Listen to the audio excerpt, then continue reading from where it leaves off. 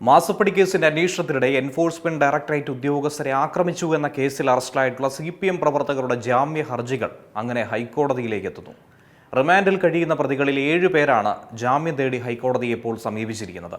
Sessions കോടതി 2 തവണ ജാമ്യം നിഷേധിച്ചതോടെയാണ് പ്രതികൾ ഹൈക്കോടതിയെ സമീപിച്ചത്.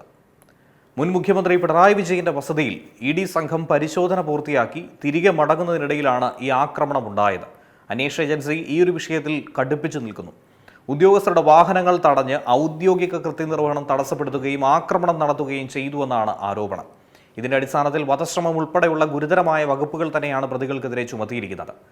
അതേസമയം കേസിൽ ചുമത്തിയിരിക്കുന്ന ഈ വകുപ്പുകൾ അതിരൂക്ഷമാണെന്ന വാദമാണ് പ്രതിഭാഗം ഉയർത്തുന്നത്. ആർക്കും ഗുരുതര പരിക്കില്ലെന്നും മാരകായുധങ്ങൾ ഉപയോഗിച്ചിട്ടില്ലെന്നും കൃത്യമായ തിരിച്ചറിയൽ പരേഡ് നടത്തിയിട്ടില്ലെന്നും ചൂണ്ടിക്കാട്ടിയാണ് ജാമ്യം ആവശ്യപ്പെട്ടിരിക്കുന്നത്. മാധ്യമ റിപ്പോർട്ടുകളുടെ അടിസ്ഥാനത്തിൽ പലരെയും പ്രതികളാക്കിയെന്നും പ്രതിഭാഗം തന്നെ കോടതിയെ അറിയിച്ചു. പ്രതികൾക്കായി മുൻ DGP of prosecution TA Shaji, മുൻ അഡ്വക്കേറ്റ് ജനറൽ ഗോപാലകൃഷ്ണക്കുറുപ്പ്, മുതിർന്ന അഭിഭാഷകരായിട്ടുള്ള വിജയ് ഭാനു, S രാജീവ് എന്നിവരടക്കമുള്ള പ്രമുഖ അഭിഭാഷകരാണ് ഹാജരാകുന്നത്. മറുവശത്ത് ജാമ്യഹർജികളെ ശക്തമായി എതിർക്കാൻ എൻഫോഴ്സ്മെന്റ് ഡയറക്ടറേറ്റും തീരുമാനിച്ചു കഴിഞ്ഞു. അന്വേഷണത്തിന്റെ ഗൗരവം കണക്കിലെടുത്ത് പ്രതികൾക്ക് ജാമ്യം അനുവദിക്കരുതെന്നാണ് EDയുടെ നിലപാട്. ഇതിനായി അസിസ്റ്റന്റ് സോളിസിറ്റർ ജനറലിന്റെ നേതൃത്വത്തിൽ നിയമ നടപടികൾ ശക്തമാക്കുകയാണ് ഇപ്പോൾ അന്വേഷണ ഏജൻസി. അതേസമയം ഈ കേസിന്റെ അന്വേഷണത്തിന്റെ ഭാഗമായി കുറ്റപത്രം സമർപ്പിക്കാനുള്ള നടപടികളും ഒരു ഭാഗത്ത് പുരോഗമിക്കുന്നുണ്ട്. കുറ്റപത്രം സമർപ്പിച്ചാൽ കേസിന്റെ വിചാരണ നടപടികൾ കൂടുതൽ വേഗത്തിലാകുമെന്നാണ് വിലയിരുത്തൽ.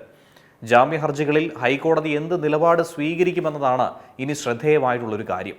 മാസപ്പടി കേസുമായി ബന്ധപ്പെട്ട അന്വേഷണവും അതിനെ തുടർന്നുള്ള നിയമപോരാട്ടവും കേരള രാഷ്ട്രീയത്തിൽ തുടർന്നും വലിയ ചർച്ചകൾക്ക് വഴിയൊരുക്കുമെന്ന കാര്യത്തിൽ സംശയമില്ല.